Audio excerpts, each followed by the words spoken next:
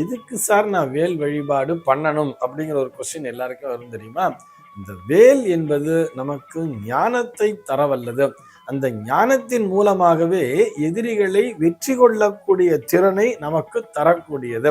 நல்ல ஷார்ப்பா அந்த அறிவானது, அந்த ஞானமானது நல்ல கூர்மையாக இருக்க வேண்டும் அப்படிங்கிற ஒரு விஷயத்தை தான் அது உள்ளடக்கி இருக்கும். அத்தனை கூர்மையான அறிவு இன்னைக்கு நம்ம என்ன பார்க்க போறோம் சொல்லி பார்த்தோம்னா, வீட்டில் வேல் வழிபாடு எவ்வாறு செய்ய வேண்டும் அப்படிங்கிற ஒரு கேள்விக்கான விடையைத்தான் பார்க்க போகிறோம். வேல் வழிபாடு என்று வரும் பொழுது நமக்கு வேல் அப்படின்னு சொன்ன உடனே இந்த முருகப்பெருமானினுடைய கையிலே இருக்கக்கூடிய மிகப்பெரிய வேல் தான் நினைவிற்கு வரும்.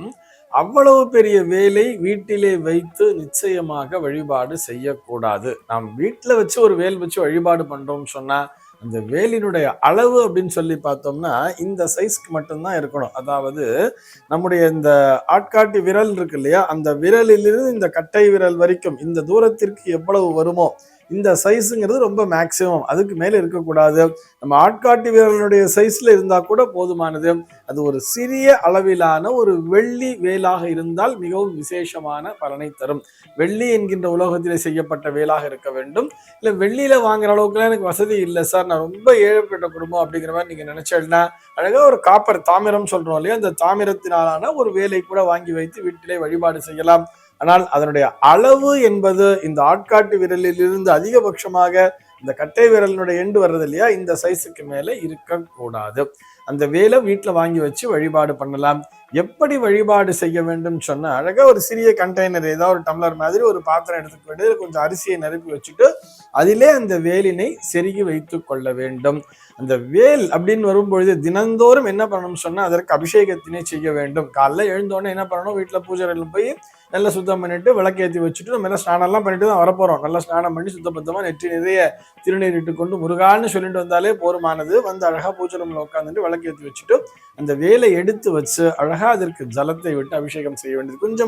கொஞ்சமா தீர்த்தம் விட்டு அபிஷேகம் பண்ணா போருமானது. அதே மாதிரி ஒரு 2 ஸ்பூன் அல்லது 2 கரண்டி ஒரு அழகா கொஞ்சம் பால் அபிஷேகம் பண்ணிட்டு திரும்பவும் அழகாக ஒரு ஜலத்தை விட்டு நல்லா சுத்தம் பண்ணிட்டு சந்தனம் வச்சா போறோம். வேலினுடைய அந்த மையப்பகுதியிலே சந்தனம் வச்சுட்டு லேசா ஒரு குங்குமத்தை வச்சுட்டு முருகான்னு சொல்லி மறுபடியும் எடுத்து அந்த ஒரு டம்ளர்ல கண்டெய்னர்ல ஏதோ ஒரு அரிசி மாதிரி நிரப்பி வச்சிருக்கோம் இல்லையா, அதிலே செருகி வைத்து விட வேண்டியது.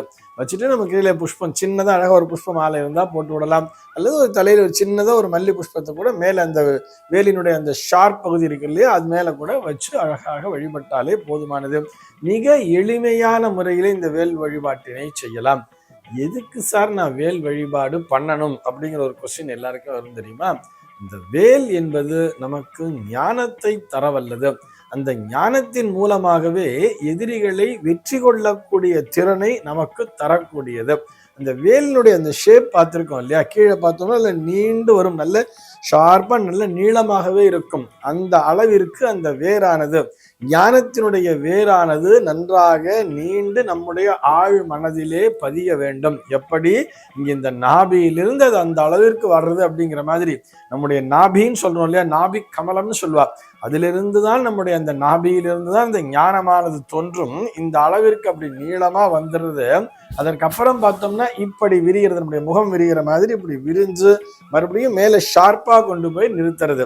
இந்த மேலே ஷார்ப்பா கொண்டு போய் நிறுத்துறதுங்கிறது ஒரு புறம் இருக்கட்டும், நடுவுல இப்படி விரிஞ்சு அகலமா வர்றது இல்லையா, இது ஆழ்ந்த அந்த ஞானமானது சற்று அகன்று விரிந்து இந்த உலகத்தையே காண்கிறது அப்படிங்கிற ஒரு தாத்பரியத்துக்குள்ள வர்றது. இந்த உலகத்திலே இந்த அண்டா சராச்சரங்களிலும் நீக்கமர நிறைந்திருக்கக்கூடிய அனைத்து விஷயங்களையுமே நமக்கு கற்றுத்தருகிறது. எல்லா இடத்திலும் இருக்கக்கூடிய அந்த சூக்ஷ்மத்தை நாம் உணர்கின்ற திறனை நமக்கு தருகிறது. இந்த ஆழ்ந்த அந்த அறிவானது அகன்று விரிந்து திரிந்து மீண்டும் ஒரே இடத்துல வந்து நேராக குவிகிறது அல்லவா, அதுதான் இந்த வேலினுடைய தாத்பரியம். நல்ல ஷார்ப்பா வந்து மறுபடியும் இவ்வளவு அகன்று விரிந்து திரிந்த இந்த அண்டமும் மீண்டும் இறைவனிடத்திலேயே வந்து சேருகிறது அப்படிங்கிற ஒரு விஷயத்தை அது நமக்கு உணர்த்துகிறது. நல்ல ஷார்ப்பா அந்த அறிவானது, அந்த ஞானமானது நல்ல கூர்மையாக இருக்க வேண்டும் அப்படிங்கிற ஒரு விஷயத்தை தான் அது உள்ளடக்கி இருக்கும். அத்தனை கூர்மையான அறிவு, எப்படி ஒரு ஆழ்ந்து வேரூன்றிய அறிவானது நன்றாக அகன்று விரிந்து தன்னுடைய அறிவினை வளர்த்து கொண்டு அந்த அறிவானது எப்படி மாறுகிறதுன்னு சொல்லி பார்த்தோம்னா, ஒரு ஞானமாக மாறிவிடுகிறது. அறிவு என்பது வேறு, ஞானம் என்பது வேறுதானே. அந்த ஞானத்தினை நாம் எட்ட வேண்டும் என்று சொன்னால் அதற்கு அந்த வேல் வழிபாடு என்பது அவசியம்னு சொல்லியிருக்கா. அந்த வேல் அப்படின்னு முருகப்பெருமானினுடைய கையிலே இருக்கக்கூடிய அந்த வேல் எதனை குறிக்கும் சொல்லி பார்த்தோம்னா ஞான ஸ்கந்தன் என்றே அவருக்கு பெயர். அந்த ஞானத்தினை அந்த வேலானது தந்து விடுகிறது. அந்த ஞானமானது அந்த இடத்துல சென்று குவிகிறது. அந்த வேலினுடைய அந்த ஷார்ப் பகுதி இருக்கு இல்லையா, அதனை தொட்டு தினந்தோறும் வணங்கி வந்தாலே போதுமானது அப்படிங்கிறதுக்காக சொல்றோம். இந்த ஞானம் அப்படிங்கிறது நமக்கு கிடைச்சிட்டாலே எதிரிகள் என்பவர்கள் தன்னால் காணாமல் போய் விடுவார்கள். எதிரிகள் சத்ரு நாசனம் சொன்னா எதிரிகள் அழிந்து விட வேண்டும் என்ற அர்த்தம் அல்ல. எதிரிகளும் நமக்கு நண்பர்களாக மாறிவிடுவார்கள். நண்பர்கள் என்று சொல்வதை விட நம்ம ஃபாலோ பண்ணக்கூடியவர்களாகவே, நம்மை பின்பற்றக்கூடியவர்களாகவே எதிரிகளும் மாறிவிடுவார்கள். இந்த அபரிமிதமான சக்தியை தரவல்லதுதான் இந்த வேல் என்பது. ஆக நாம் அனைவருமே தினந்தோறும் அந்த வேல் வழிபாடு செய்து வருவதன் மூலமாக என்ன மாதிரியான பலன் கிடைக்கும்னு சொன்னால், வெளியில் இருக்கக்கூடிய அந்த சத்ருக்கள் என்று சொல்லப்படக்கூடிய நம் மீது போட்டி பொறாமை உணர்வினை கொண்டவர்கள் கூட நம்மை பின்பற்றக்கூடியவர்களாக மாறிவிடுவார்கள். அந்த அளவிற்கு இந்த வேல் வழிபாடு என்பது மிகவும் சக்தி வாய்ந்தது.